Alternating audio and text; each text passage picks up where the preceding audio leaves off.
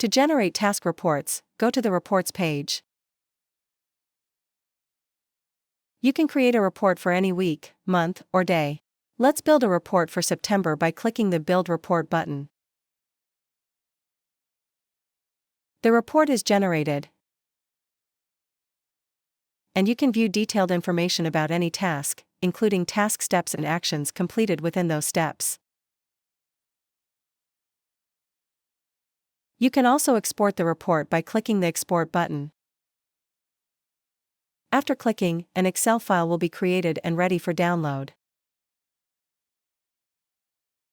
You can download the file anytime through notifications, which also show when the report was built or exported.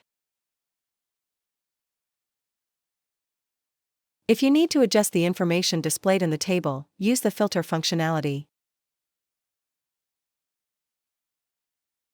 Additionally, you can review the history of generated reports and select any report that was previously created. Enjoy using the app.